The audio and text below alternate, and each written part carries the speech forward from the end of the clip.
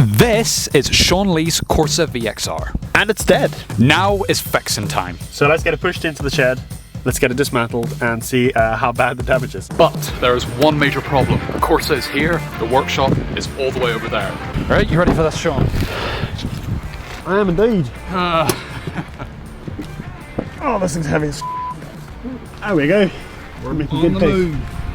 Making good pace, guys. Yes. Gently. Yeah. Well. Is it clear that side? I can't see. Yeah, it's clear now. There we go. So we've just got it in. Now all we need to do is get on the left and then diagnose it.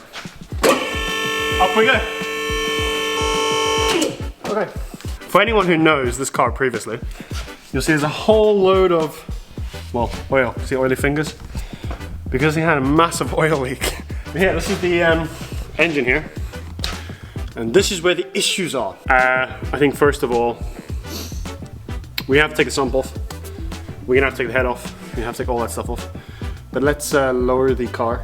Let's have a look at the engine bay, and then we'll carry on from there. Here she is, guys. Basically, what we need to do is, so we need to take these out, take the coil or spark plugs out. That just comes disconnected there. We basically need to disconnect every single thing on top of this engine, remove it, then disconnect everything from the bottom, remove the sump, and then we can have a look and see what the issues are.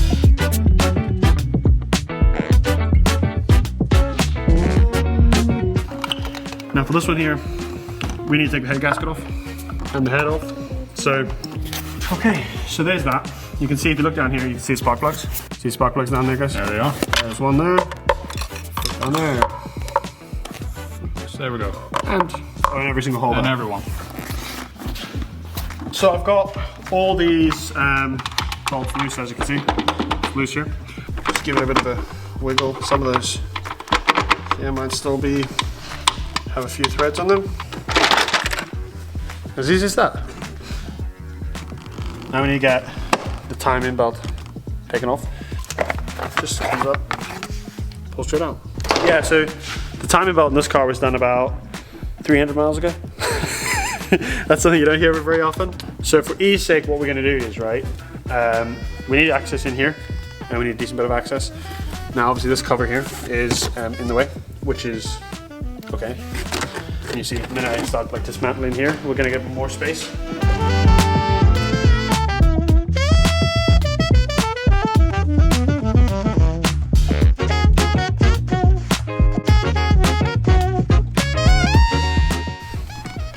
Oh, that's good. No oil.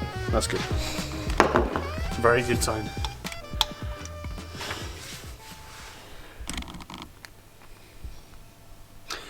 Oh. That is an exceedingly bad sign.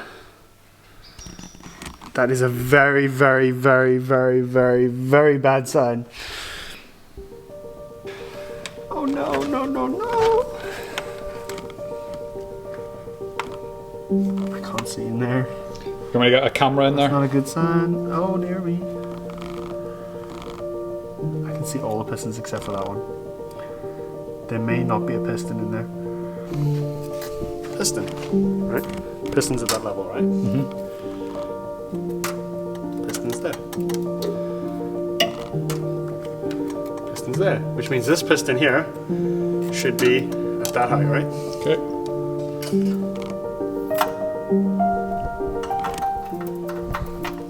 There's no piston there.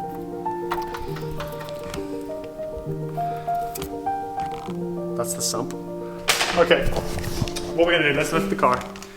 Let's drain the oil and see if we can find the piston on the crankshaft, or on the sump. This is gonna be a long night. Loading, strike with the lyrics like I'm bowling. Keep pushing on, keep rolling. And when I listen, but I told him one more time. Your favorite MCs, bronze or silver. These vibes here are golden. Cards on the table, there's no. I'm just really glad nothing came through the sump, which is a good sign. Yeah. Because that's usually what happens. Oh dear me. Why? This has got a magnet at the bottom. Right, this is not a good sign, right? So if you have a performance car, or you have a car with like upgraded sump plug, They have magnets, so let's have a look at this, right? That's pieces of piston or whatever it is. Like, oh dear. So on the bottom of the sump, you have a 10mm, it's actually an E10, is what you call it, screws that go into the sump, but I don't have an E10 that's very long or very thin, so I need to turn this down. Once these are all loosened and out, we'll then take off the sump and find the remnants of what's left. You excited? No. No, not one bit. Got it! There's a hole! Let's see it. There's fuck all those missing. Ah! Here's pistons. I found the pistons. Piston! All of that right there is all your missing piston. Plus this.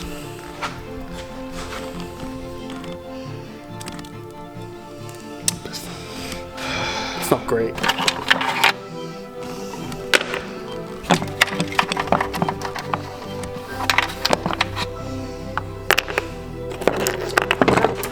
I mean, this thing's gonna need a new oil pump, because if any of this shit's gone through the oil pump, well, it's gonna just fucking heat it to shit.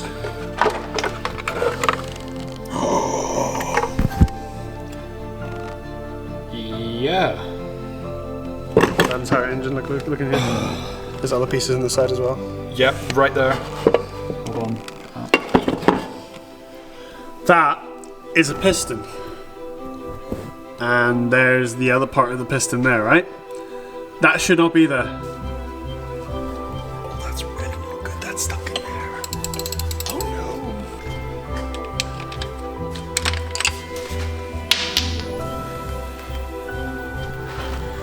no. I got me a piston. Well, at least a part of it. Dearie me.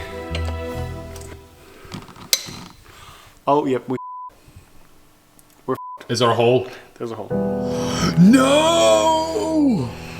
We have a hole. Do you know what that means, guys? What does that mean, Sean? That means we need a whole new block. Have you seen the head? No, I haven't. You might not be able to see the camera, but you can come look up here. Oh, oh, Oh dear.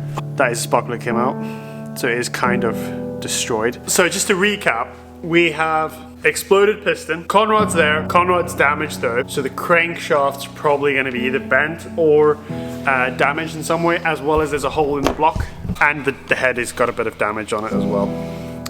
So hopefully the valve's on. For the ones who know, you have the small end bearings, which is obviously right at the top of the piston, you know, where the conrod goes in, and you have the big end bearings, and this big end bearing is on the crankshaft. So you can see that is obviously not great. Oh gee, see there? It doesn't even fit. Good thing I have a spare engine. That does help, doesn't it? But it means we've got dismantlers and everything. Everything has to come out. The only thing that literally could be worse would be if we sent the piston through the bonnet, because then we have to get a new bonnet. That's the only way it could get worse. Or through the exhaust. Oh, no, yeah, totally, yeah. There's literally nothing worse than this. This is like worst case scenario of worst case scenario. We're gonna end this bit for today. We'll cut back to when we're going to be doing more to the engine. I'll give you the rundown. That is part of the piston. It is quite, well, it's multiple pieces. It's quite damaged. The block has a hole in it. The head's been damaged. It's like 1:20 in the morning. So we're gonna leave it for tonight. We'll come back and get the rest of it out. Yeah, we'll come back to this. So we'll see you then. Bye. The next day. Welcome back to day 2. So what are we doing, Sean? So what we're gonna do today is we're gonna further dismantle the engine, get that out, as well as the gearbox. So let's get going. But we have got one major thing. We have a new engine. Well, new to us. We have, no. We have an engine that doesn't have any holes in it. All right, so what we're doing? Well, we're gonna take the block out, so we need to just drain all the water. So what I'm gonna do is I'm gonna raise the car, get all the radiator fluid drained out, and then we don't have to worry too much about having water pouring on us when we take it out later.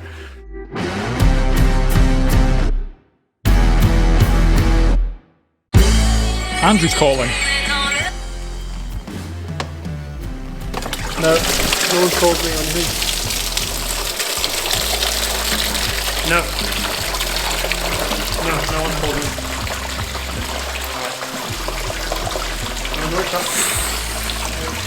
Alright. And this is why you should have your phone on mute. You did that so awkwardly. I did. Anyway, back to the video. Anyway. So what's the plan of action? Well, we're going to carry on dismantling the engine. We've got to get the exhaust manifold off, we've got to get the turbo off, we've got to get all these little pipes and vacuum pipes and cables and connections off. We've also got to get the intake manifold off. We've already got a lot of the pipes and electronics disconnected, ECUs off.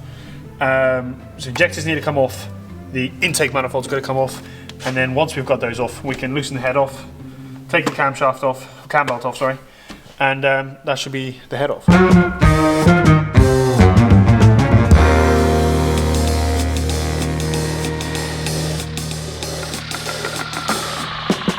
So I'm thinking, right, obviously we got to drop the engine and everything. Should we take the front end off, get that fixed, and then put in a custom air intake? Drop a comment, and if you guys comment enough, we will do that.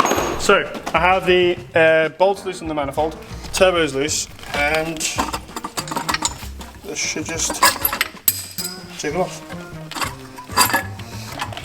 No, come out, it's just I'm just trying to...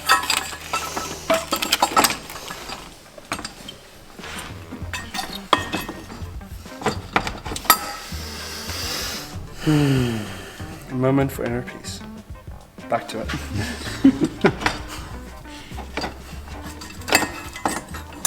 It's so easy, but when you just can't get it and you just stop for a minute, take a second and get back at it. I just see there is some damage on the turbo impellers here, so I'm concerned something may have gone through the turbo. This is not good news. This video gets worse and worse. Anyway, let's see how much we can get, how much worse we can get. Literally can't get any worse after this, mate. Right, this is all done about not even 500 New head miles. gaskets. About 300 miles ago. Like, look at this. It's not even got any wear on it. It's not even got any like decoloration or like. It's just got a bit of oil on it. Yeah. 500 miles. 300 miles. Sorry, 300 miles. Turbo is off. We've got the exhaust manifold off. All the pipes and parts connecting to the exhaust. So if you look down here, you can see it's all clear now. Now we can do the exact same to this side here. So I've got the fuel line off, the return off, I have vacuum off, other vacuum there, all those there. I have this all loosened. All I need to do now is take out the final few bolts, and then I should be able to take the intake manifold off. Once I got the intake manifold off, it's time for the head gasket. So we have a look at the head. Alright, so there's this.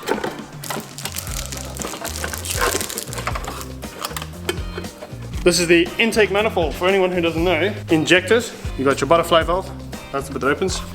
I'm pouring petrol everywhere, as you can see. Yeah, so the only thing left on here now is pretty much the head, and then we just take the timing off.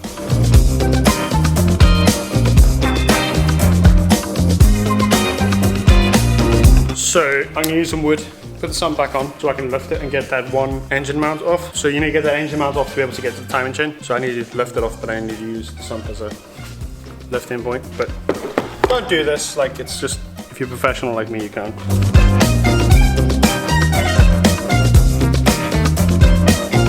We have raised the engine up. We've taken the engine mounting off now. That's it there, to the side. You can see that's where it bolts in there. And you can see actually if you look down right here, it's actually about 25 mil, about an inch gap. So we've actually raised the engine, so it's no longer hanging on this engine mounting. This bracket here needs to come off. There's 3 bolts holding on, and that'll allow us access to the timing belt, which is here. Because all we need to do now is get the timing belts off, undo all these here bolts, and the head's off, which is quite nice and easy, isn't it? So what I've done is I've got the final bolt out for the head. So the head's fully loosened, we've got the timing belt off. All we need to do now is just basically lift this head off. Brilliant. So let's get going. There's the head. Easy as that. Oh my goodness, look at this. There's pieces of piston, right? Look at this here. That's what it should look like. And you can see here, right? Look at this valve. This valve has been bent. It's got damage all over. You could look at the impact points. Means this head is damaged really badly. Valves are bent. Yeah. We can now find, yep, sleeves. Look at this. See that there? That's scoring. No, that's completely wrecked the sleeve. The sleeve should be very smooth, very smooth. So it seals nicely. Yeah. But you can see here, that sleeve is completely wrecked by that conrod. Yeah. There's pieces of metal in the other piston heads. On top of the piston here are pieces of metal. So that means that metal, whenever this piston exploded, went up into the turbo. Properly damaged engine. Now it's just time to finish it off, get the block out, and then we can start working on that block in the next video. We're going to completely refurbish it.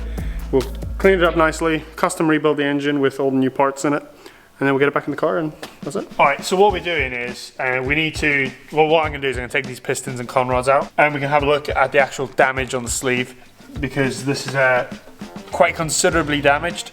So we're probably going to have to replace the sleeves or rebore it out to actually get it fixed. So let's get lifted up. So, since we're going to be rebuilding this engine right here and putting it back into the car, what would you guys like to see with the engine that we're going to be doing? We can either rebuild this one and make it a 1000 horsepower monster, or we could make it into a coffee table. Just leave a comment down below and see what you guys would like, because I'm interested to see what we could do.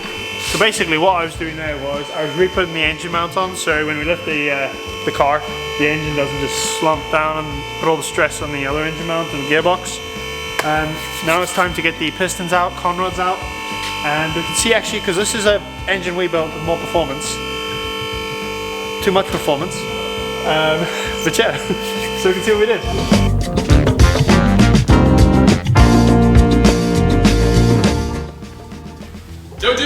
Yo. Anyway. So after that small incident, what are you up to now then? So what I'm busy doing is I'm busy taking off the conrods and taking out the pistons, and then what I'm going to do is I'm going to, because obviously a lot of them, like 3 of them are grand, there's no issues, so we can at least salvage those parts, and this entire engine is going to need to be stripped out anyway. So that's a bearing that runs on the crankshaft. This is the bottom of the conrod. It's a lot thicker than what the other one was. Yeah, it's not worn out. It's not been like completely destroyed. So I've pushed these pistons out. So you can see there's the piston with the rings. The rings haven't even got like worn. Look at that, they're brand new. I've just taken these metal shards off the piston here, which is obviously piston number 1. Now piston 2 is the one that had the meltdown. So that means that we've obviously got metal shards that have gone through the turbo. If you look here, you see this has got a dip in here. Standard VXR piston, for anyone who knows, it actually steps up, where we custom machined these down to give us a 1.5 mil dip. So we have about 2 mils lower than a standard piston. Alright, so see that there, right? Where my finger is? Yes. That's an oil injector, so that sprays oil onto the bottom of the piston, right? So number 4 is grand. Number 3 looks good. Number 2 is, well, it's damaged. And surprisingly, number 1 as well. Even though number 1 piston never had any issues. So if you look at number 3 piston, right? Well, so the sleeve is smooth, there's no scoring or damage. Now if you look at number 2, yeah, look at it, it's actually physical indentation. Like you can see, it actually physically goes in. There's this literal a channel that's being dug out. If we want to keep this engine, what I'm going to have to do is I'm going to have to re-sleeve these pistons, right? Or re-sleeve these cylinders. I've got to fix the crack in the block, or the hole in the block, really. Completely clear out all these oil journals, because there will be tiny shards of metal. Now, I know you can't really see on the camera, but if I look down here, I can see tiny pieces of metal lying around. So that's a big job to do that. Big job. This Corsa VXR has sat here for over 1 year, and in this video we intend to restart this project. This little pocket rocket is Sean Lee's Corsa VXR, and after cranking the boost way too high, the engine decided it didn't fancy keeping its pistons anymore. So we dragged it into the workshop to figure out how bad the damage was. And let's just say, it wasn't pretty. Oh my goodness. There is a piece of piston. Is there a hole? There's a hole.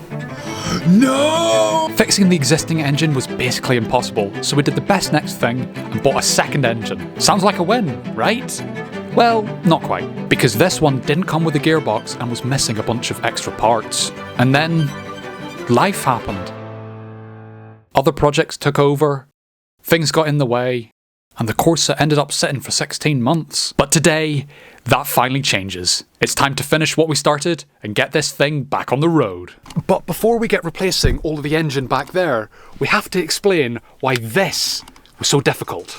We now have to try and find the keys for the Corsa. We've now sort of lost them. Now, after the realisation that the VXR key has been lost, Seanley phoned up Vauxhall to see how much a replacement would set him back. Yeah, so about £300. Okay. That was cut specifically for your vehicle, so Yeah. roughly 10 days to 2 weeks to get it. Okay, that's not too bad. Now, with the information of how much it was going to cost, we decided to look harder. Now I'm looking in the E-Class. But everywhere we looked, it just didn't turn up. Well, until this happened. What? That says Corsa VXR in it. That's my writing.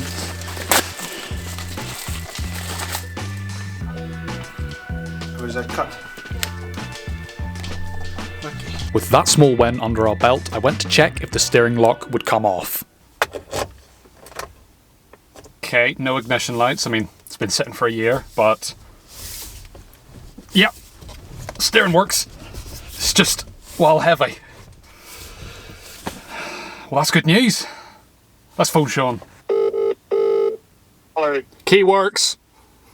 Oh, fantastic. So steering lock's off, but no ignition lights are coming on, so the battery's dead. Cool. I'll be down there later. Okay, yeah, see you in a bit, mate. All right, no worries, mate. Thanks. Bye-bye. Now, with the steering lock off, we can roll it back into the garage and start the project up again. But there was a delivery that had to be made before we could start. Okay, so we've been waiting a while for this, but the new engine and gearbox for the Corsa is finally here. There it is on the truck, so we have ordered a new engine and gearbox from England. Is that the delivery, man? It is indeed. Oh, I need high-vis, don't I? Doesn't this look familiar? Oh, it's been a year in the making. Yes. We have a new engine and gearbox, so let's get going. Hold on there 1 second. We already have 2 engines. Well, let me explain why we've bought a third one. So, for a quick rundown, the first engine that came with the car, its piston exploded, which subsequently created a hole in the block. The second engine doesn't have a turbo, manifold, pistons or conrods. But this new engine comes fully complete with turbo and a gearbox. Now with that cleared up, we brought it into the workshop to finally get this project restarted. So Sean, you might want to explain why it's looking so barren at the minute. If you watch the video linked in the description below, you'll see exactly why we moved everything, where it all went, and you can obviously get a catch up on the big differences that there are. Basically, they've sort of half moved shop, but it's just very empty. But that means more space for a Corsa. Battery's flat. We need to put it on charge to be able to get the 12 volts onto the car in order to open the boot, which is where all the parts are stored because it's electronic. So let's get charging. So we've got 12 volt in the car. First time pressing the button, let's see if it does anything. No. Give it a second. No, it's not a power. Why are you not releasing? Now Seanley and Llewellyn have hit a bit of a snag. Since the original key has been lost and the spare key isn't coded to the car, the boot will not open. Sadly, the Type D Corsa VXR doesn't come with a manual boot release, but instead of worrying about this, the lads decided to start removing the drive shafts. So we've got to loosen the mounts up there. Got to take this mount here off. Pull out the side shafts. And then there's disconnect clutch and gearbox linkages. Any other little wires or accessories need to come off.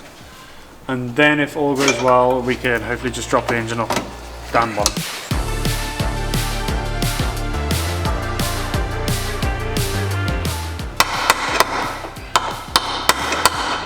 What part are you trying to get out? Trying to, the lower ball joint, trying to get that out so we can split the suspension a wee bit, pull out the side shaft so when we drop the gearbox, we don't have to take the entire subframe and just bench it up. The problem that no one ever tells you about with working a car that's been sitting outside for so long is all of the bolts are incredibly rusty and a nightmare to get off.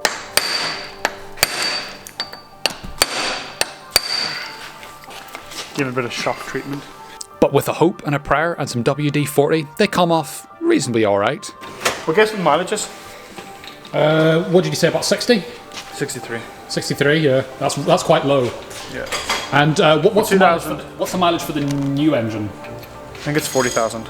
40,000, so that's pretty good. You're getting an even lower mileage engine. Yeah.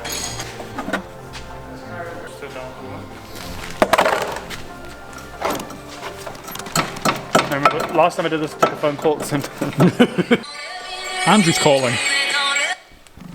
No one called me on here. No.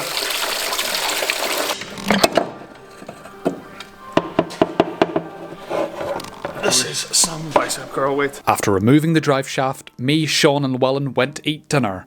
But then as we were eating, we made a miraculous discovery. You enjoying your burger, Sean? Oh, that's good.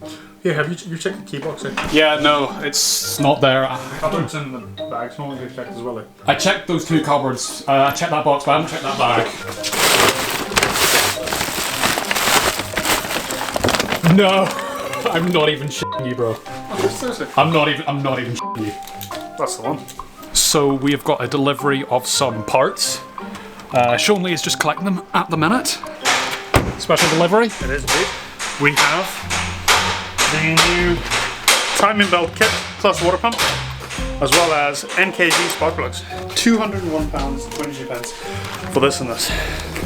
Plus the engine, plus shippage of the engine, plus gearbox oil, engine oil, oil filter. After finding the original key, we decided to see if we could open the boot. Since we have the original key that works, hopefully, what we're going to do is just put power back on it, get the boot opened, and then we can get all these access to the parts a bit easier.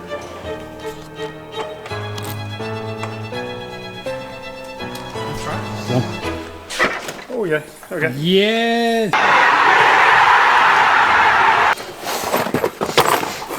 History lane. So that's That's the bit of the block that's missing. After inspecting the old exploded pistons, we unboxed the new engine and prepared to remove the broken block from the car.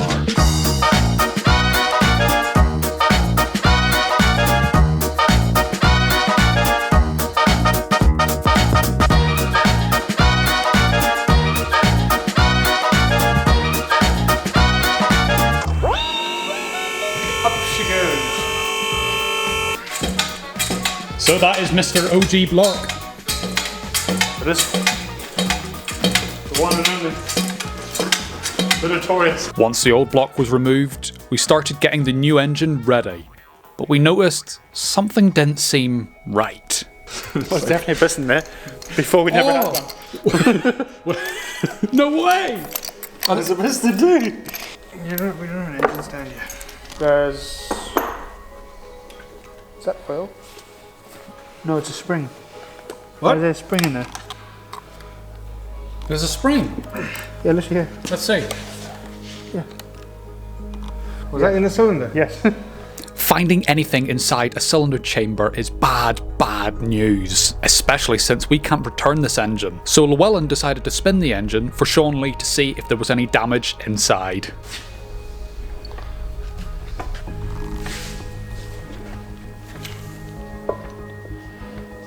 See anything? Well, piston's going up and down, that's a win. It should be okay. Was that piston, if it was further down, could you see anything? No. That's what I'm saying. Was it inside the piston? Yeah.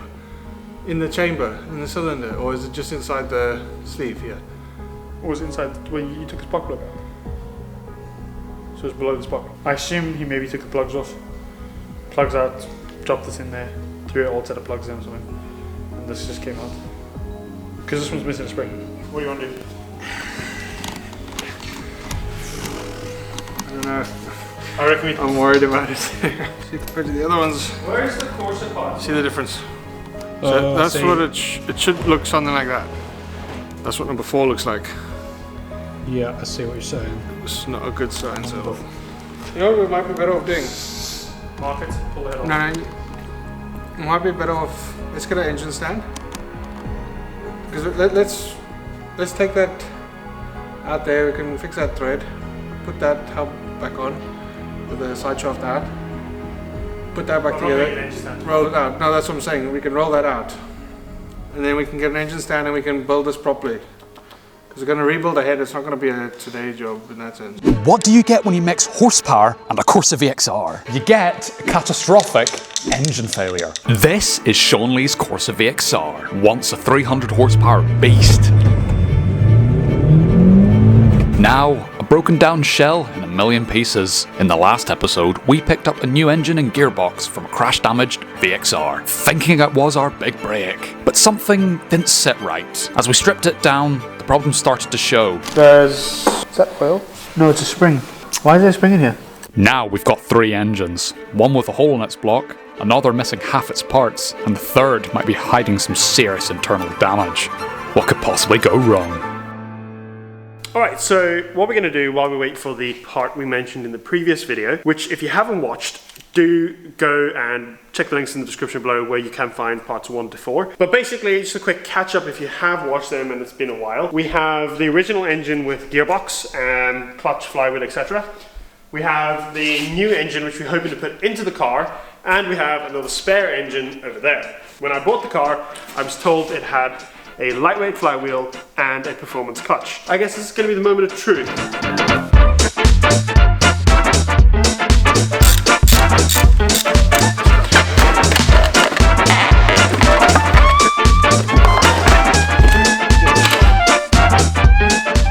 This is definitely not a performance clutch, but I'm surprised at how well it's held up with the power. Held up incredibly well. Still got quite a lot of clutch on it. With that news about the clutch, we got the original block on the stand to have a closer look. This is where the real catastrophe is. Let's have a look at this. That is a hole in the block, which is not pretty. You literally put your fingers through it. I think what I'm going to maybe do, we'll keep that block standard. We have the spare block and we have all the parts on this block. And we'll try and keep it standard, get a standard engine in it, get the car on the road, and then we'll maybe build a race engine. I think that's going to be the way, if I decide to do that, if it's worth it. So after disassembling the Corsa, we're going to take all the parts that we've got and now load them away, and now we're going to start getting the other gearbox ready on the stand and take it apart.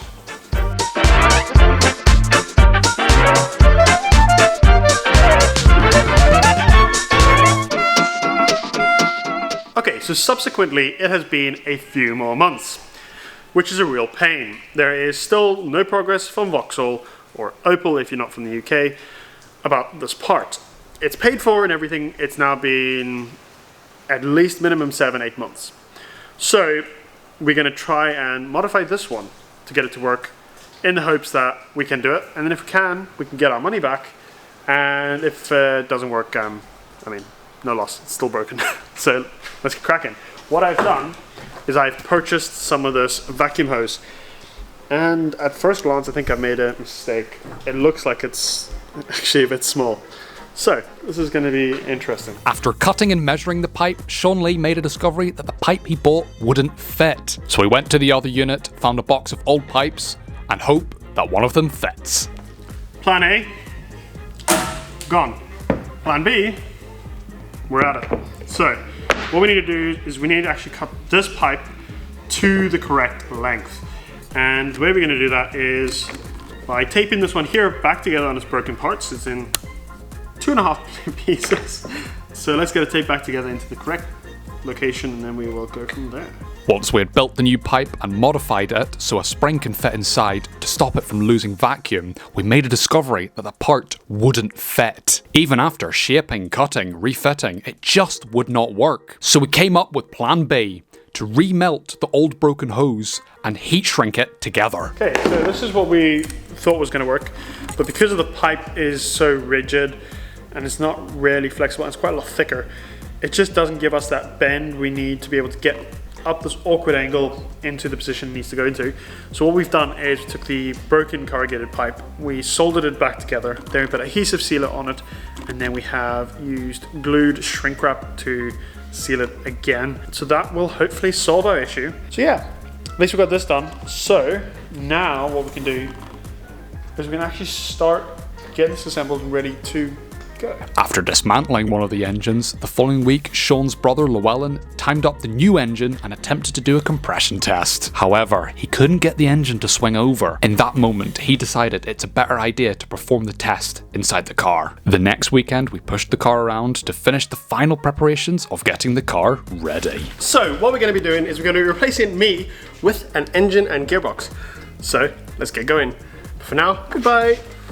Now that I'm outside the car, we can have a look inside, because that's where we're going to be working. I just need to quickly go over and just check that all the pipes and everything here is not in the way of where the engine and gearbox is going to be lifted into, that the engine mountings are free to be able to lift the car motor into it. Once we brought the new engine into the workshop and checked for all the cables, we noticed that one of the engine loom wires had been cut. This meant we had to use the original car's loom. But before doing that, Sean made a discovery that might reveal some secrets about the car's past. Right, so we're looking at the new engine that I've got to put into the car. It actually has air conditioning. Now, I don't recall my old engine having an AC pump on it, but the car does have an AC switch inside. So that leads me to believe that either the previous owner or whoever's owned the car before has done an AC delete, because maybe there's a crack in the AC system or there was a leak somewhere, or they've put another engine into the car. So possibly this may not be the first engine this car is getting, maybe getting another engine. Once we confirmed that all the plugs were in the correct place and installing a previously missing hose, Yeah, boy. Good job. we attached some ratchet straps and prepared to crane the engine in.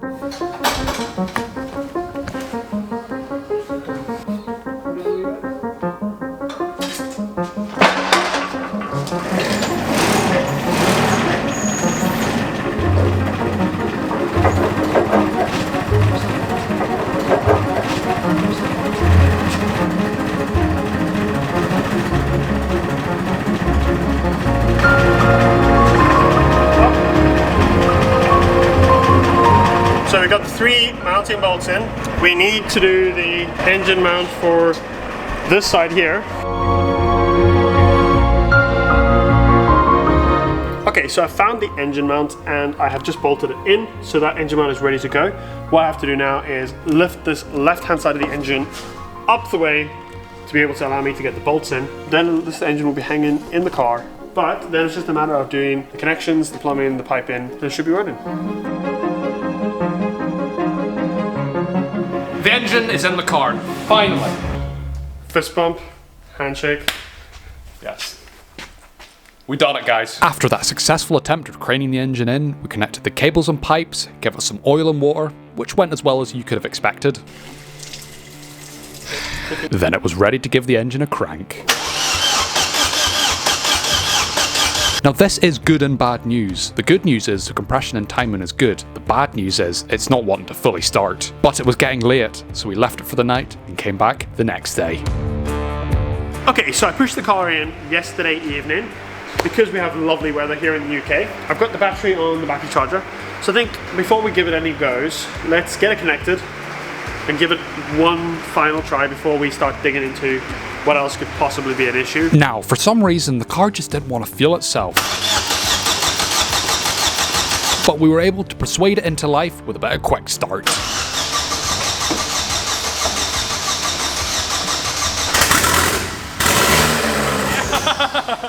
Oh my god! It's running. F***ing boom, dude. Well done. Then we put the scuttle panel back in after 2 years and took the wheels off to get the drive shafts in. Have the side shafts. It is time to put them in and get this party started.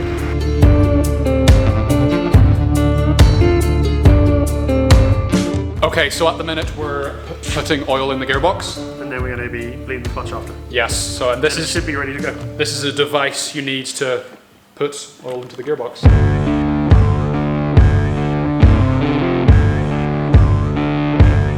So there's only 2 things left to do. We have to bleed the clutch and put the wheels on. So we're going to give it another start now that we have oil in the gearbox. And hopefully it runs and we'll see how it goes. Then we went to start the engine up again. And again.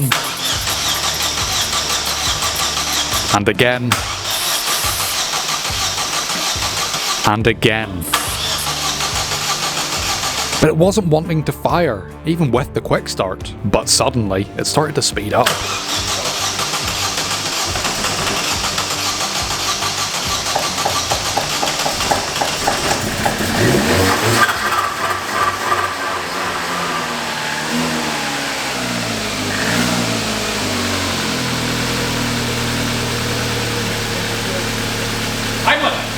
Yeah! Oh my god!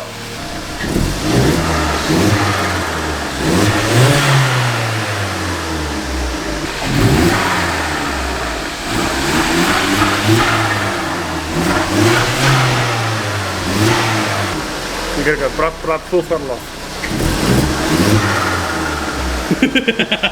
brat full throttle off. With the great news that the engine runs and holds an idle well, we bled the clutch and checked all the gears work in the gearbox. Okay, put it into first gear. Second gear. Third. Fourth. Fifth. Yeah. Sixth gear.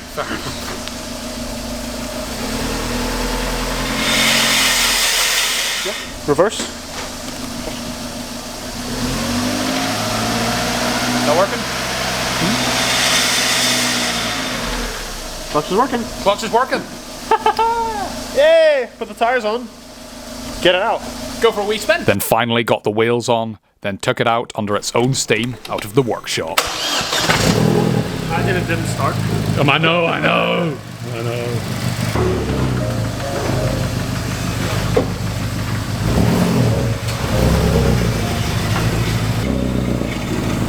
You gonna join me for this maiden voyage? Let's go for it. Sure.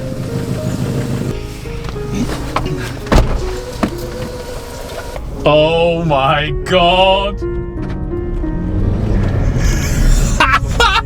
Back, baby. Oh my god!